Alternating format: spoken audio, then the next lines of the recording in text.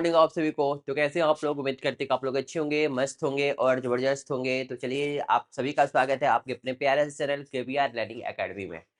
तो चलिए, आज का क्लास स्टार्ट करते हैं। और ये जो सेशन चल रहा है, प्रीवियस ईयर क्वेश्चन जो है 20/2/2024 का पहला शिफ्ट में पूछा हुआ सारे के सारे क्वेश्चंस, जो मैथ्स के एसएससी जीडी में 20 क्वेश्चंस पूछता है, सारे के सारे क्वेश्चंस हम यहाँ पे खत्म करेंगे। तो स्टार्ट करते हैं ये पहला क्वेश्चन। और हम आपको बार बार बता रहे हैं कि एसएससी जीडी के हर शिफ्ट में देखिएगा तो मैथ्स में आपको 3 से 4 जो क्वेश्चंस है बोर्ड मार्क्स का क्वेश्चंस है, ठीक है। और बहुत इजी भी क्वेश्चंस है। तो आप लोग को पता है कि पहले जो है ब्रैकेट का क्रिया करेंगे, और इसके बाद डिवाइड का, इसके बाद मल्टीप्लीकेशन का, इसके बाद प्लस माइनस का क्रिया करेंगे। तो सबसे पहले हम इसको देखते हैं कि 2/24 है, तो यहाँ पे कितना हो जाएगा 1/12। और 96/12 की जगह तो 12×8 = 96, ठीक है। क्लियर हो जाएगा। 8 हो गया, और 4/8 है यहाँ पे, ठीक ना। 4/8 यानी कि 1/2 हो जाएगा। और 36 का 1/2 कीजिएगा तो कितना हो जाएगा 18 दूनी 36, यानी आपका लास्ट में आएगा 41 इंटू कितना आया 18 आया। तो मल्टीप्लाई कीजिएगा तो कितना 1 इंटू 8 कीजिएगा, यूनिट डिजिट तो आपका कितना होगा लास्ट में 8, 738 आपका आंसर आ जाएगा। ऑप्शन नंबर सी इसका राइट आंसर होगा। और बहुत इजी था, ठीक है, आप लोग खुद से भी कैलकुलेट कर लीजिएगा, यही आंसर आएगा। आते हैं नेक्स्ट क्वेश्चन पे, क्वेश्चन नंबर 2 पे। देखिए, कह रहा है कि 12,000 रुपये को पी क्यू आर के बीच में क्रमशः 1/2 अनुपात 4 अनुपात 3/2 के अनुपात में बांटा जाता है, तो आर का हिस्सा कितना होगा।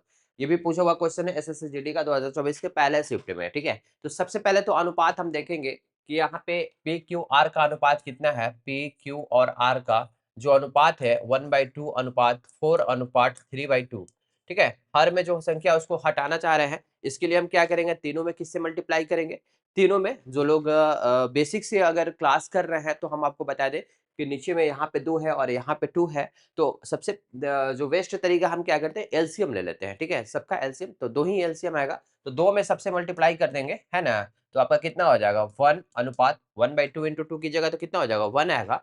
और 4 इंटू 2 की जगह तो 8 हो जाएगा, और यहाँ पे 2 इंटू 2 कट जाएगा, ठीक है ना, तो 3 हो जाएगा। ये अनुपात कितना आ गया 1/8 अनुपात 3 आ गया, ठीक है ना। अगर तीनों को जोड़िएगा तो 8 3 11, 11 1 12।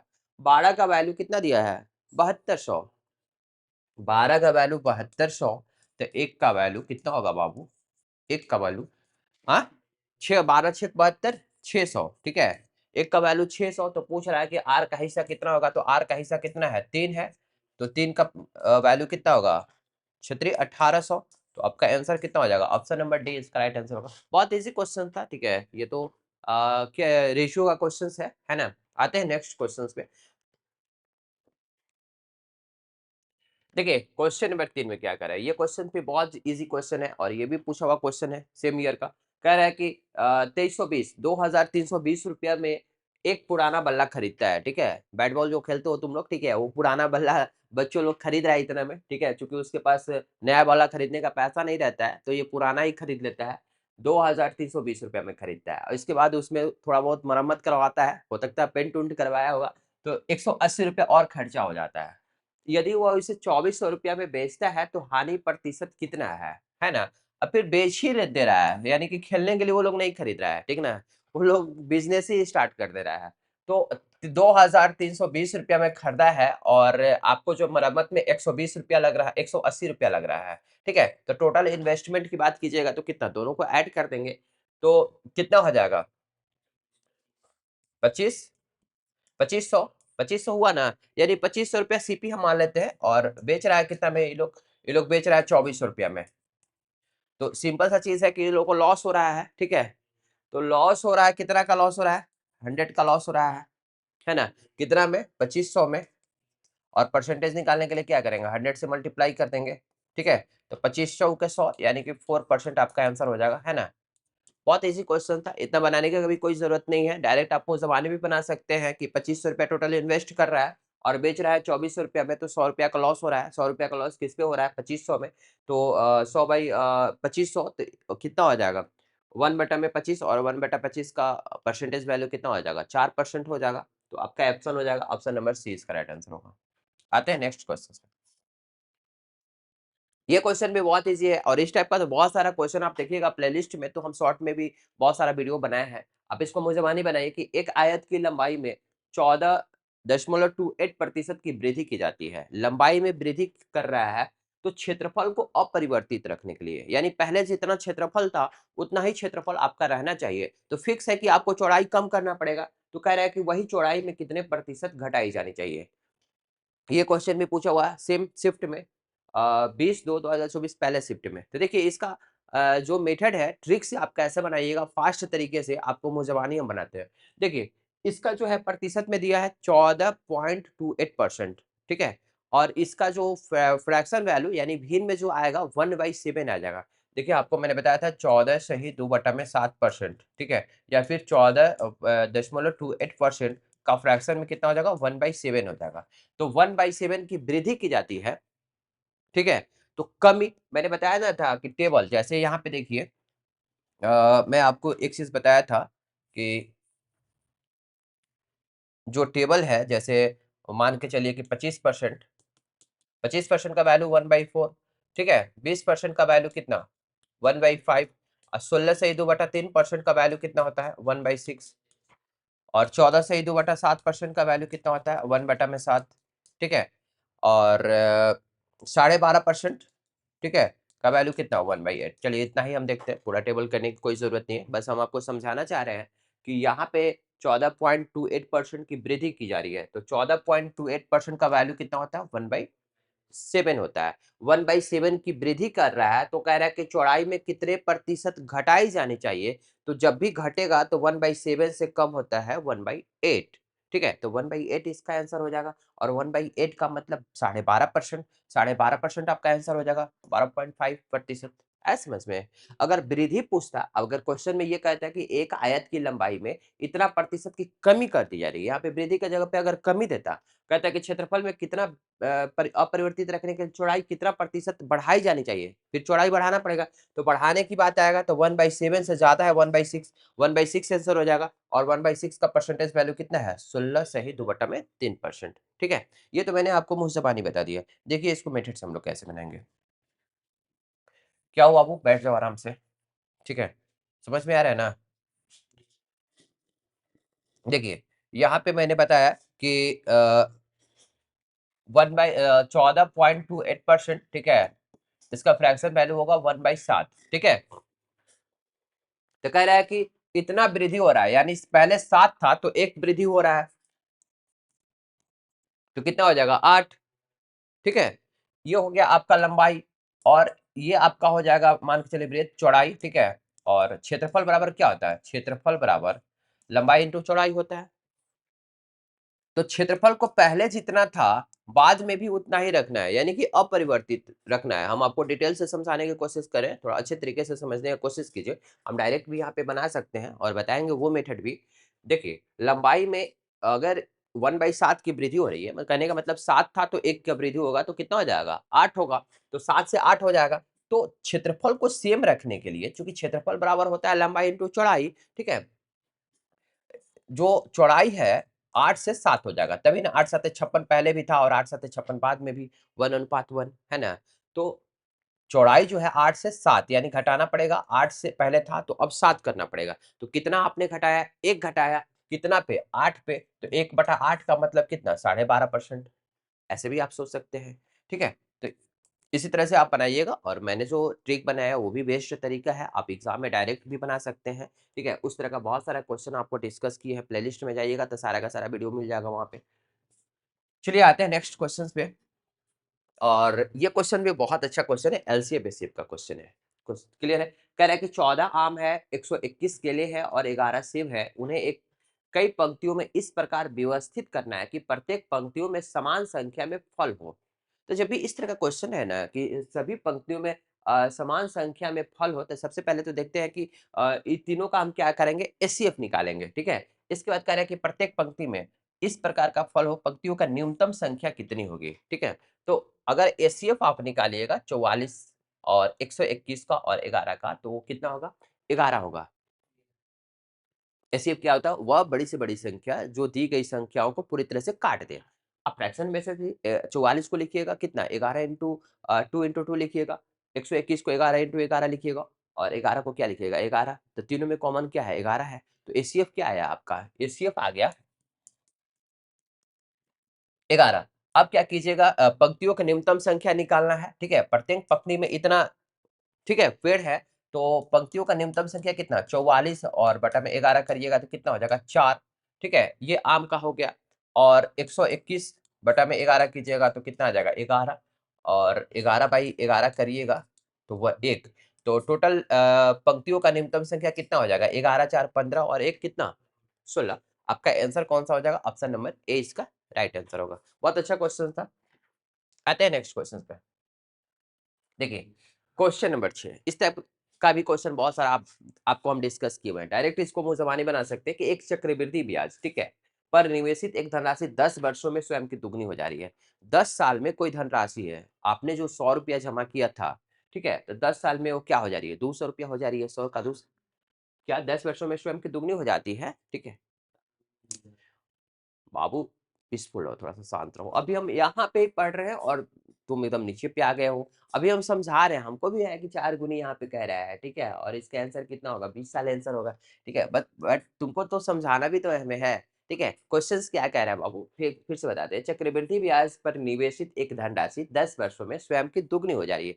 मतलब कहने का मतलब कि आप अगर ₹1 डालते हैं तो 10 साल में कितना हो जा रहा है? ₹2 हो जा रहा है, ठीक है? तो कह रहा है कि वह समय ज्ञात कीजिए जिसमें धनराशि स्वयं की 4 गुनी हो जाएगी। तो देखिए सबसे बेस्ट जो तरीका है ना मुँह ज़बानी आपको बनाने के लिए बता रहे हैं कि आप सबसे पहले कि स्वयं की दुगनी हो रही है, ठीक है? और इसके बाद 4 गुनी पूछ रहा है, तो 4 को 2 के फॉर्म में आपको तोड़ना है, तो आप 4 को क्या लिखिएगा 2 स्क्वायर, ठीक है? और ये कितना साल में हो रहा था? 10 साल में, 10 साल में हो रहा था, तो 10 को और 2 को मल्टीप्लाई आप कर दीजिए, तो कितना हो जाएगा 20, आपका आंसर हो जाएगा 20 साल। क्लियर? आप ऐसे भी सोच सकते हैं देखिए, अगर 1 यूनिट था, ठीक है? तो 10 साल में आपका 10 साल में 2 हो जा रहा है, ठीक है? तो फिर अगर आप 10 साल लगाइएगा, तो 10 साल में फिर क्या हो रहा है? दुगना हो जा रहा है, मतलब 2 का दुगना यानी 4 हो जाएगा। यही क्वेश्चन में पूछ रहा है कि कितने साल के बाद 4 गुनी हो जाएगी? तो 10 साल और 10 साल, 20 साल में 4 गुनी हो जाएगी। आया समझ में? लेकिन सबसे बेस्ट जो तरीका है डायरेक्ट आप देखिए कि यहाँ पे दोगुनी हो जा रही है और यहाँ पे 4 गुनी हो जा रही है। तो 4 को आप लिखिएगा 2 स्क्वायर, तो जो स्क्वायर में जो संख्या है ना, यहाँ पे ईयर से मल्टीप्लाई कर दीजिएगा। 10 इंटू 2 यानी कि 20 साल हो जाएगा। क्लियर है? तो डायरेक्ट आप बना सकते हैं। चलिए इसके बाद देखते हैं। कह रहा है कि एक विद्यार्थी ने एक परीक्षा में 75% प्राप्त किया। बाबू एक जो था विद्यार्थी स्टूडेंट था, पढ़ाकू स्टूडेंट था, 75% ला दिया। क्लियर है? और कह रहा है कि उसे 60% अंक प्राप्त करने वाले दूसरे विद्यार्थी के अंक से 30 अंक अधिक प्राप्त होता है। एक दूसरा स्टूडेंट है, थोड़ा सा कमजोर है, ठीक है, वीक है पढ़ने में, तो वो क्या ला रहा है 60% ला रहा है। तो कह रहा है कि जो 60% स्टूडेंट लाया है उससे 30 नंबर ज्यादा लाया है ना? तो कह रहा है कि परीक्षा के अधिकतम अंक कितने हैं, ठीक है? मतलब मैक्सिमम प्राप्तांक कितना हो। अच्छा एक चीज़ बताइए, हाँ, तो इसका आंसर क्या हो जाएगा 200 हो जाएगा, ठीक है? लेकिन बनाते कैसे हैं अब आप हमको देखिए। देखिए 75% लाया तो है एक स्टूडेंट और दूसरा स्टूडेंट जो है 60% लाया है। अगर इसको 75% जो लाया है, 60% वाला से 30 ज़्यादा लाया है, ठीक है? अगर हम इसको और 30 दे दें, तो दोनों बराबर नहीं हो जाएगा, हाँ? तो देखिए 75% परसेंट को परसेंट की तरफ लाते हैं, 75 में से 60 गया जाएगा तो कितना 15%, और 15% का वैल्यू कितना हो जाएगा 30, तो 1% का वैल्यू कितना हो जाएगा 2, 30/15 2, तो 100% मैक्सिमम प्राप्तांक का मतलब कितना 100%, और 100% का वैल्यू कितना हो जाएगा 200। तो ये सब क्वेश्चन जो है मुजबानी बनाने वाला क्वेश्चन है, बस समझाने के लिए हम बोर्ड पे इतना लिख रहे हैं। हम डायरेक्ट आप देख सकते हैं कि इसको घटाइएगा 75 में से 60 तो 15, 15% का वैल्यू हो गया 30, तो 1% का वैल्यू 2, तो 100% का वैल्यू कितना 200, ठीक है? तो इस तरह का क्वेश्चन ऐसा नहीं कि पेन कॉपी की जरूरत है ना? तो आते हैं नेक्स्ट क्वेश्चंस पे। तो इसी तरह से आप लोग जो है मेहनत करते रहिए, सफलता एक दिन जरूर मिलेगी आप लोग को। देखिए, ये क्वेश्चंस भी मैं हर बार बता रहे हैं कि जितना भी हम सेट डिस्कस करवा रहे हैं एसएससी जीडी का, तो हर सेट में 3 से 4 क्वेश्चंस जो है, बोर्ड मार्क्स का क्वेश्चंस है और इस क्वेश्चंस को आप लोग बना लीजिएगा, ठीक है? यहाँ पे सबसे पहले ब्रैकेट का क्रिया करेंगे और ब्रैकेट में सबसे पहले यहाँ पे डिवीजन है, तो डिवीजन का क्रिया करेंगे। 72/24 कितना हो जाएगा? 24 तिया 3, ठीक है? तो 175 इंटू 3 करिएगा और प्लस 5 जोड़िएगा इसमें, ठीक है ना? और 20 से मल्टीप्लाई कर दीजिएगा और 2 से लास्ट में डिवाइड कर दीजिएगा, आ जाएगा। जल्दी से आप लोग आंसर बताइएगा, थोड़ा सा 1 सेकंड का हम टाइम दे रहे हैं। बनाइए, जो लोग ऑफलाइन है जल्दी से बनाइए इस क्वेश्चन को।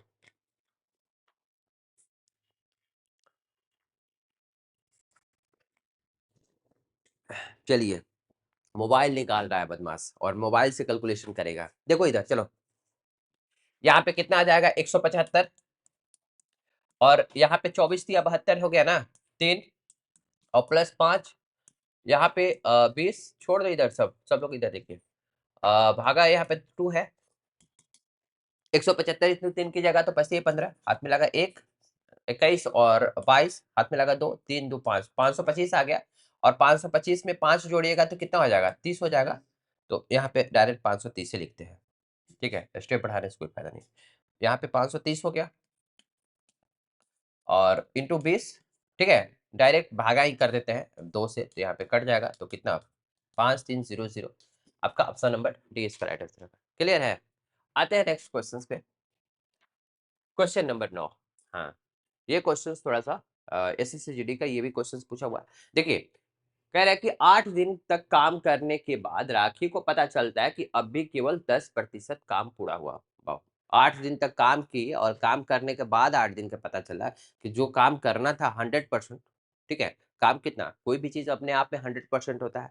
100% काम करना था या फिर 1 यूनिट काम करना था, तो 100% में वो 8 दिन तक काम की ना, तो वो तब उसको पता चला कि हम सिर्फ टाइम पास कर दिए और सिर्फ जो काम करना था, अभी 10% ही काम बचा हुआ है ना? तो कहने का मतलब ये है कि क्या है, राखी है, तो 8 दिन में 10% काम की, यानी कि उसको टोटल काम करने में कितना दिन टाइम लगेगा? अरे 8 दिन में 10% कम की तो 100% काम करने में 80 दिन लगेगा। 10 से दोनों तरफ मल्टीप्लाई कीजिए, एक-एक नियम से बनाते हैं, है ना? यानी कि राखी अगर अकेले काम करेगी बाबू, तो कितना दिन टाइम लगेगा? 80 दिन लगेगा।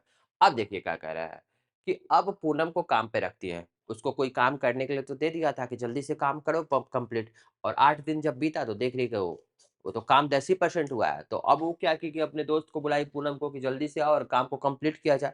लेकिन यहाँ पे कह रहा है कि वो पूनम को काम करने पे रखती है जो राखी से 20% अधिक कुशल है। अच्छा, उससे ज़्यादा अधिक कुशल है, ठीक है? फास्ट काम करती है। कितना फास्ट करती है? 20%, और 20% का फ्रैक्शन वैल्यू कितना है? 1/5। यानी यहाँ पे राखी है और यहाँ पे पूनम है, ठीक है? तो 20% अधिक कुशल है, जो राखी से। अगर राखी का जो एफिशिएंसी 5 है, तो पूनम का एफिशिएंसी कितना ज़्यादा है? 1 ज़्यादा है, दैट मीन्स 6 है। बात आ रही समझ में? यहाँ पे राखी और पूनम का जो एफिशिएंसी का मेरा अनुपात आया, ये समझ में आया बाबू सबको? 5:6 हुआ। अब कह रहा है कि शेष काम को पूरा करने में कितने दिन और लगेंगे? शेष काम का मतलब कितना? 10% तो काम कर दी थी, तो काम कितना बचा है? 90%। 90% का मतलब 9/10। 1/10, 1 यूनिट अगर हम काम मानते हैं, तो 1/10 वो काम कर दी है। तो शेष कितना काम बचा? 90%। 90% का मतलब 9/10 काम बचा हुआ है। ठीक है? एकदम बेसिक से समझाने का कोशिश कर रहे हैं हम आप लोग को। देखिए, अब हमको देखिए बताइए कि 80 दिन में जो राखी है काम को कर रही है, पूरा काम, और राखी का जो एफिशिएंसी है कितना है?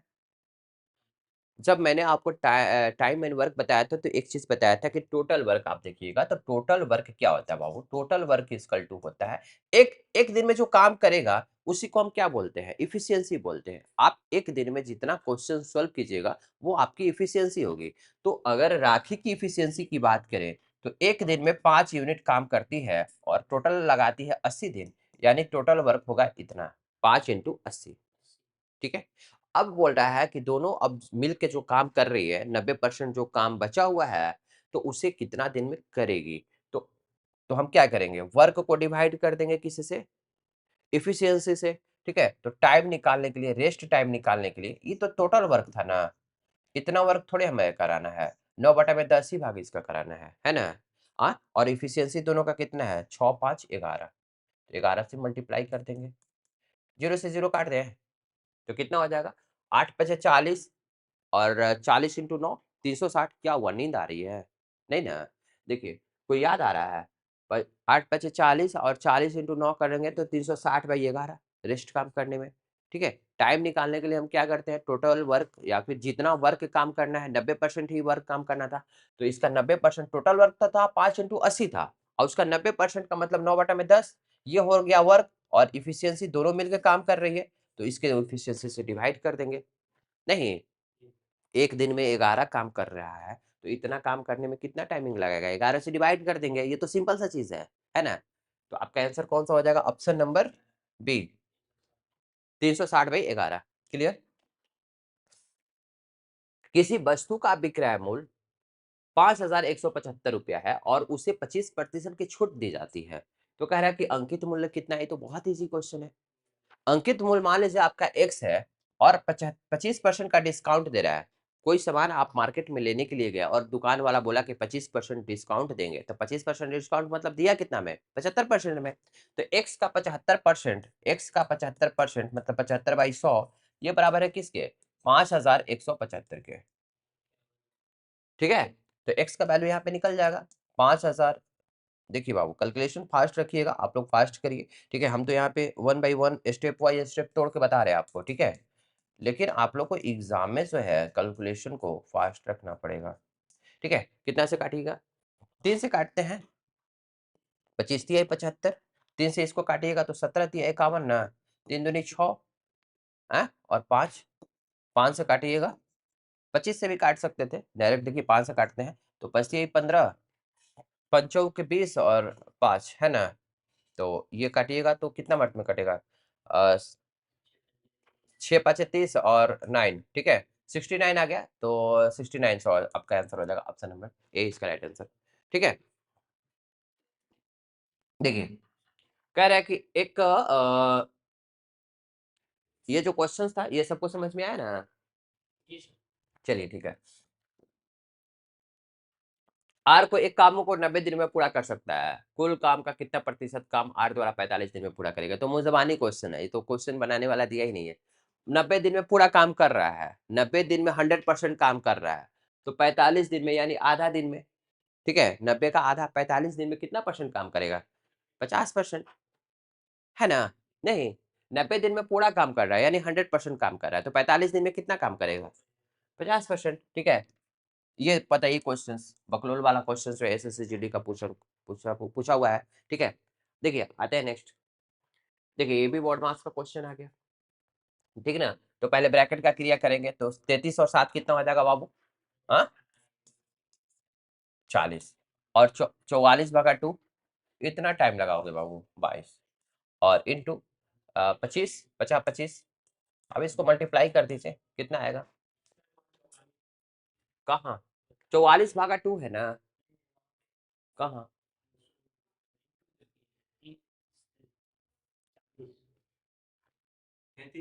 सही है, ठीक है। 33 और 7 यहाँ पे करेंगे ना, 40 हो गया ना?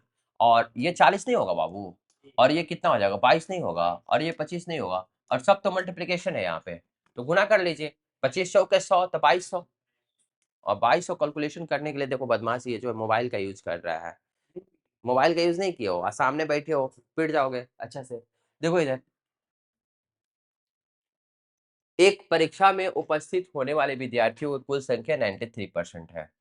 अच्छा, नहीं 93% उत्तीर्ण हुए। जितने स्टूडेंट परीक्षा में उपस्थित थे, उसका 93% जो है उत्तीर्ण हुए और 9275 विद्यार्थी अनुत्तीर्ण हुए। तो कह रहा है कि परीक्षा में उपस्थित होने वाले विद्यार्थियों की कुल संख्या कितनी है? तो बहुत ईज़ी क्वेश्चन है, तो मुज़बानी भी बना सकते हो, है ना? मतलब 93% विद्यार्थी उत्तीर्ण हुए, 93% यानी 7% अनुत्तीर्ण हुए। आप कह रहे हो 7% अनुत्तीर्ण हुए, लेकिन क्वेश्चन में कह रहा है 9275, तो 7% का वैल्यू कितना होता है? आया समझ में? 93% उत्तीर्ण हुए यानी कि 7% फेल हो गए, तो 7% का वैल्यू कितना दिया? 9275। तो पूछ रहा है परीक्षा में उपस्थित होने वाले विद्यार्थियों की कुल संख्या, 100% का वैल्यू पूछ रहा है, तो 100% का वैल्यू कितना होगा? 9275 को डिवाइड कर देंगे 7 से, 100 से मल्टीप्लाई कर दीजिए, यही ना? तो इसको 7 एकम 7, 8 9 2, ठीक है, 17 21, ठीक है? हाँ, 7 दूनी 14, कितना? 1325 ना, ये ऑप्शन नंबर बी इसका राइट आंसर होगा, ठीक है? बहुत इजी क्वेश्चन था ये, क्वेश्चन में कुछ भी नहीं था। चलिए, एक वर्ष में सपना की औसत मासिक व्यय जो है प्रथम 3 महीनों के लिए इतना रुपया 1100 रुपया है और अगले 5 महीनों के लिए 1000 रुपया है और अंतिम 4 महीनों के लिए 1200 रुपया था। यदि कुल वार्षिक बचत 1300 रुपया थी तो सपना की औसत मासिक आय ज्ञात कीजिए। तो बहुत इजी क्वेश्चन है। पहले तो देख लेते हैं कि एक वर्ष में सपना का जो है औसत आय पूछ रहा है, तो आय बराबर कितना होगा, खर्च प्लस बचत। अरे जितना आपकी आय है उसी में तो कुछ खर्च करोगे और कुछ बचा लोगे। तो ये तो कह रहा है कि उसका वार्षिक बचत यानी एक साल में इतना रुपया बचत कर रही है, 1300 रुपया। देख लेते हैं कि एक साल में खर्च कितना कर रही है। तो पहले 3 महीना में 1100 रुपया खर्च कर रही है औसत। तो कुल खर्चा कितना हो जाएगा, औसत इंटू सम। आपको पता है ना कि एवरेज बराबर क्या होता है, एवरेज बराबर होता है सम और बटा में कितना, नंबर। ठीक है, तो सम निकालना है, थोड़ा सा शांत रहिए। सम निकालना है तो हम क्या करेंगे, एवरेज को मल्टीप्लाई करेंगे नंबर से। तो 3 महीना का इसका जो औसत था कितना था, 1100 था। तो टोटल 3 महीना में कितना खर्च हुआ, हाँ डायरेक्ट कैसे निकाले, 3 महीनों के लिए 1100 रुपया है। ठीक है, तो 3 महीने में टोटल खर्चा कितना हो जाएगा, 1100 इंटू 3। ठीक है, इतना 3300। और 5 महीनों के लिए औसत खर्चा कितना है, 1000 है। यानी टोटल 5 महीने में खर्च कितना हो गया, 5000, है ना। और कह रहा है कि अंतिम 4 महीनों में 1200 है। तो टोटल कितना हो जाएगा 4 महीने में, 1200 into 4, 4800।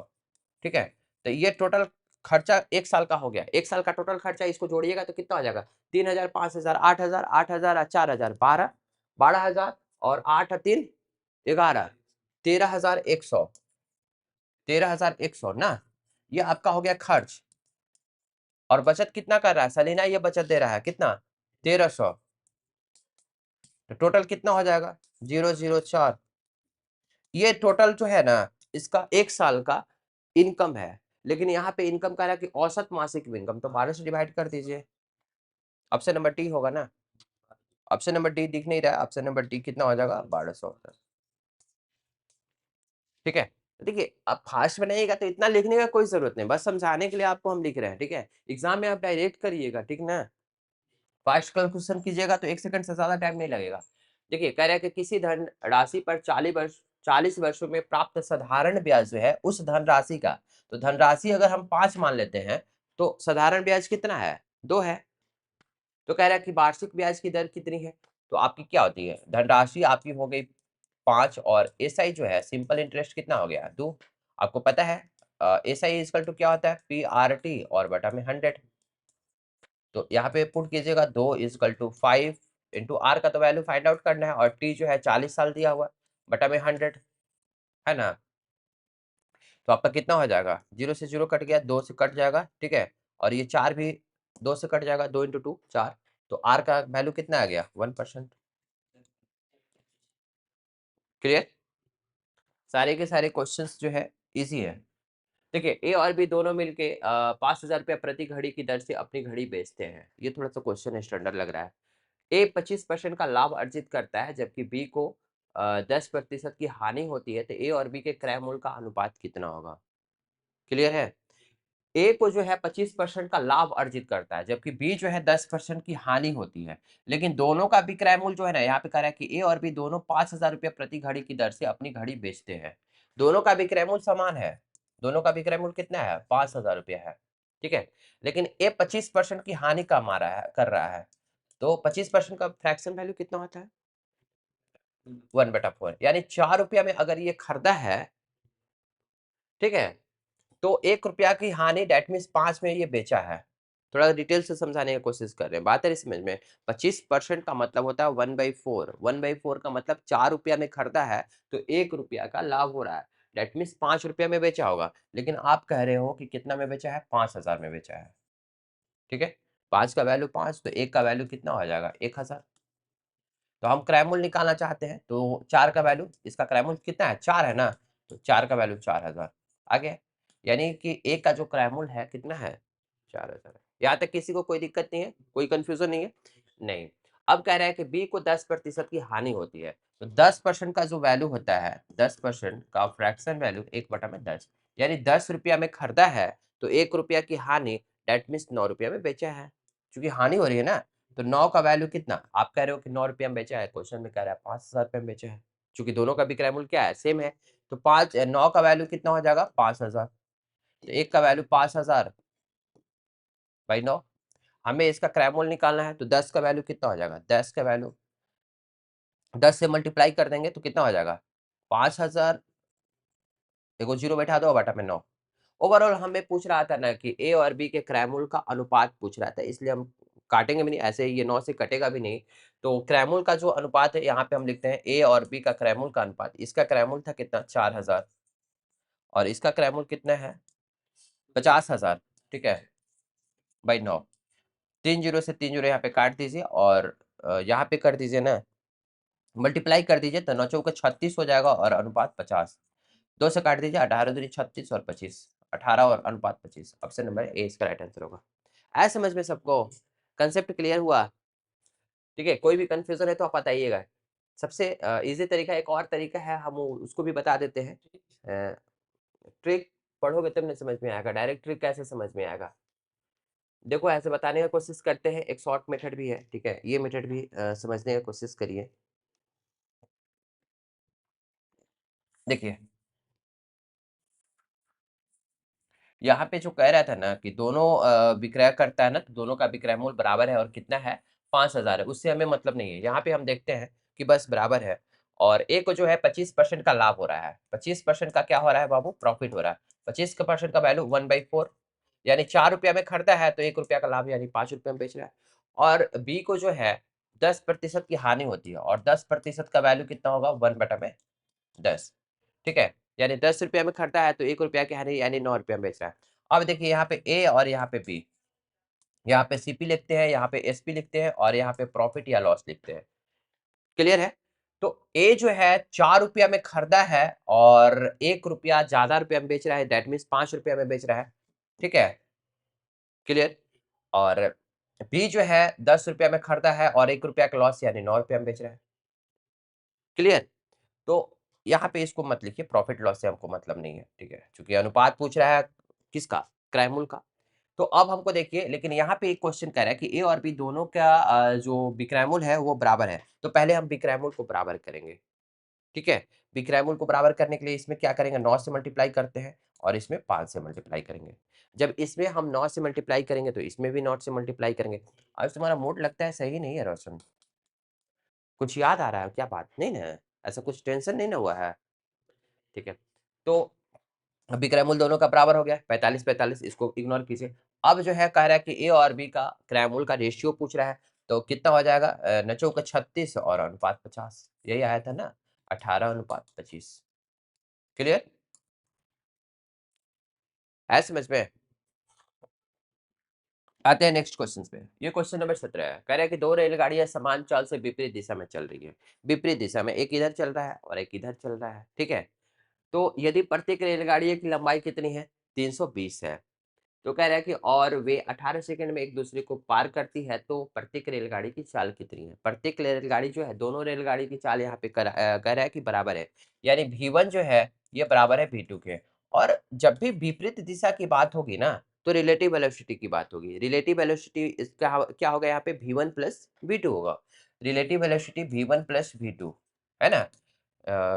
Relative velocity equal to क्या होगा, डिस्टेंस और बटा में टाइम, है ना, क्लियर। तो V1 plus V2 equal to distance कितना है, दोनों ट्रेन जो है एक दूसरे को पार करना है, यानी तो टोटल लंबाई कितनी हो जाएगी, दोनों को ऐड कर देंगे 320 प्लस 320, है ना। ये कंसेप्ट समझ में आ रहा है कि एक रेलगाड़ी यहाँ पर है, ये मान के चलिए, और एक रेलगाड़ी ये है, तो दोनों को पार करने में कितना टाइमिंग लग रहा है, यानी दोनों की लंबाई को ऐड कर देंगे, ठीक है ना। ये यहाँ से चलना स्टार्ट कर देगी, जब यहाँ पे आ जाएगी तब जा करके वो, ठीक है। तो टोटल दूरी कितनी हो जाएगी 320 और 320 640 हो गया, और डिवाइड कर देंगे टाइम से यानी कि 18 सेकंड से, है ना। तो आपका जो आंसर आ रहा है वो किस में आ रहा है, किलोमीटर प्रति घंटा में आ रहा है। ये आपका क्या आया मीटर प्रति सेकंड में। तो किलोमीटर प्रति घंटा में चेंज करने के लिए क्या करते हैं, 18/5 से मल्टीप्लाई करते हैं, ये 18 और 18 कट जाएगा, और इसको 5 से कटाइएगा तो कितना, 5 एकम 5, ठीक है, 5 दूनी 10 और 8 पचे 40, 128 आ गया। और पूछ रहा है प्रत्येक रेलगाड़ी की चाल, तो प्रत्येक रेलगाड़ी तो बराबर है उसका चाल, ठीक है।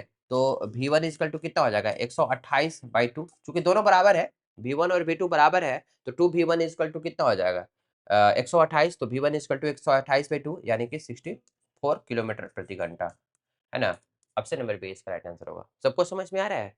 कोई कंफ्यूजन है तो बोलिए, इतना डिटेल में हम समझाने की कोशिश कर रहे हैं, ठीक है। आते हैं नेक्स्ट क्वेश्चन पे। चलिए इस क्वेश्चन को देखिएगा, और इस क्वेश्चन बहुत इजी क्वेश्चन है, एवरेज निकालना है, और सबको पता है एवरेज कैसे निकालते हैं।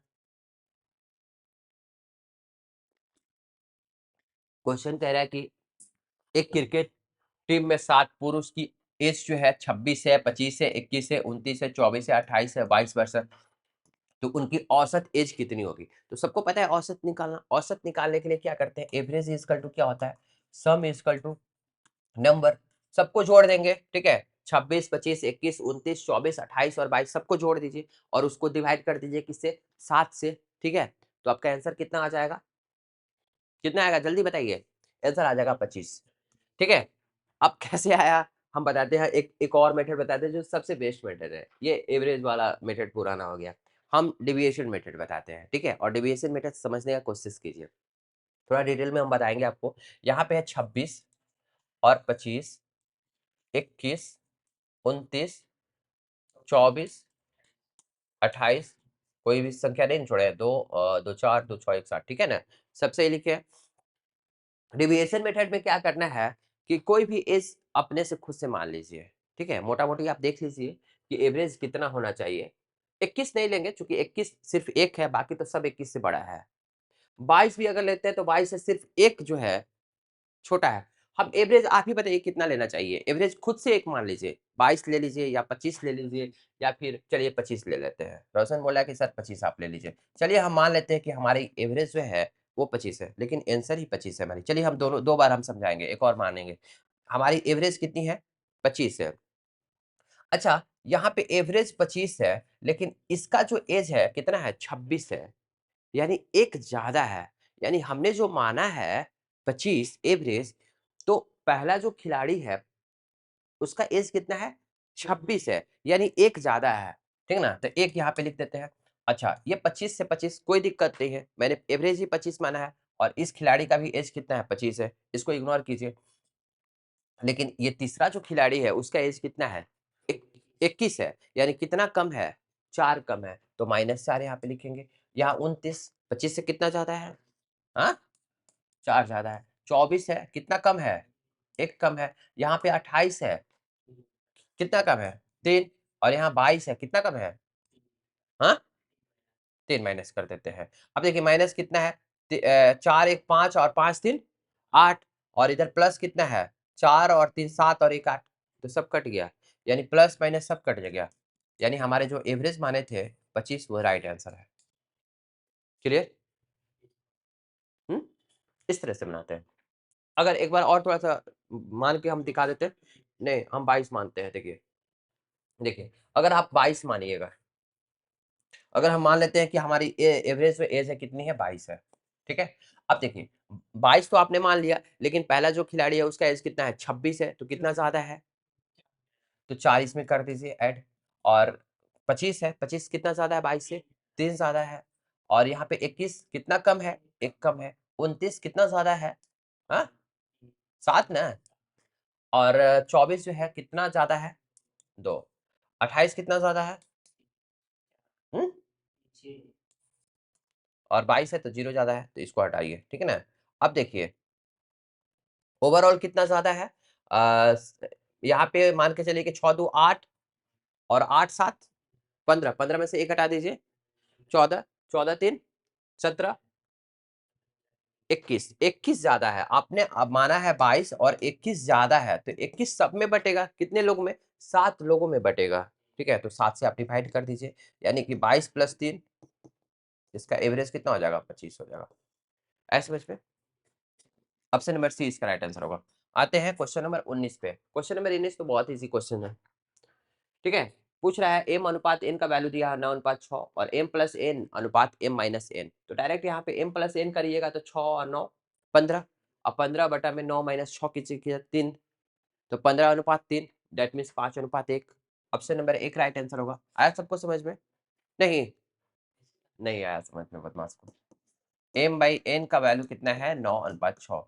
तो m को 9 आप मानिए और n को 6 मानिए। इसके बाद कह रहा है m प्लस n और बटा में m माइनस n। तो 9 प्लस 6 और 9 माइनस 6, 9 6 कितना 15 और यहाँ 3, 5 अनुपात 5 अनुपात कितना हो जाएगा बाबू 1 हो जाएगा। ठीक है, ऑप्शन नंबर 1 राइट आंसर होगा। आते हैं नेक्स्ट क्वेश्चन। क्वेश्चन नंबर 20 कह रहे कि एक कुर्सी का अंकित मूल्य जो है 2000 रुपया है। अंकित मूल्य जो है कितना है बाबू 2000 रुपया है और कह रहा है कि 20% का छूट देंगे और x% का एक बार फिर से छूट देता है। क्रमिक का मतलब होता है सक्सेसिव। सक्सेसिव डिक्रीज वाला कंसेप्ट देखिएगा, प्लेलिस्ट में हम बहुत सारा क्वेश्चन उस पर डिस्कस किए हैं। क्लियर है। अंकित मूल्य आपका 2000 रुपया है और 20% का छूट दे रहा है। आप फिर कह रहा है कि x% का छूट दे रहा है। इसके बाद कुर्सी का जो मूल्य है 1400 रुपया में बेची जाती है, तो x का मान कितना है। देखिए सबसे बेस्ट मेथड जो है, आप हमको बताइए कि 2000 रुपया का अंकित का कुर्सी का मूल्य है और 20% छूट का मतलब कितना परसेंट पे देगा। आपको कोई दुकानदार बोले कि हम 20% छूट दे रहे हैं, दैट मीन्स देख कितने में रहा है, जो अंकित है उसका 80%। 80% मतलब 2000 कीमत था तो उसका 80%, तो 80/100 लिखिए, या फिर 80% का वैल्यू कितना होता है फ्रैक्शन में 4/5 होता है, तो 4/5 लिखिए। चलिए ठीक है, 2 जीरो से यहाँ पे 2 जीरो काट दीजिए तो कितना हो जाएगा 8 दूनी 1600। ठीक है, एक और छूट दे रहा है और वो छूट के बाद इसका कीमत कितना हो जा रहा है 1400। ठीक है, तो दूसरा वाला छूट का वैल्यू हमें निकालना था कि वो कितना छूट दे रहा है।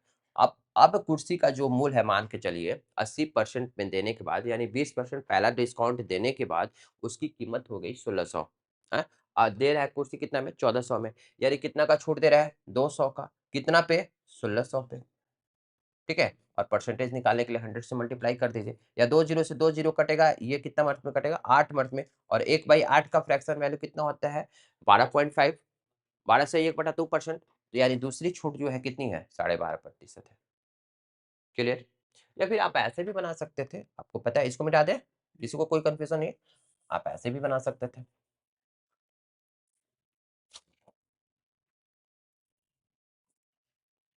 लेट प्रोसेसिंग कर रहा है ये तो मिट ही नहीं रहा है। देखिए आप यहाँ पे अंकित मूल्य कितना है बाबू, यहाँ पे अंकित मूल्य आपका 2000 है, 2000 है और 20% का छूट दे रहा है, यानी 80% पे दे रहा है, और 80% का वैल्यू कितना हो गया 4/5। और दूसरा छूट मान लेते हैं कि x है, तो 100 माइनस x% पे इसका देगा, और इसके बाद कितना आ जा रहा है 1400। क्लियर है। अब इसको कैलकुलेट करिएगा, ठीक है, कैलकुलेट करिएगा तो x का वैल्यू कितना आ जाएगा 12.5%, है ना। आप ऐसे भी बना सकते हैं, लेकिन जो पहले वाला मेथड बताया वो भी बेस्ट मेथड था। आपको जैसे समझ में आ रहा है बनाइएगा। फिर आप लोग से मिलते हैं कल के क्लास में, और कल के क्लास में भी नेक्स्ट वीडियो में हम आपको प्रीवियस ईयर क्वेश्चंस डिस्कशन करेंगे। तो चलिए आज के लिए इतना ही, थैंक्स।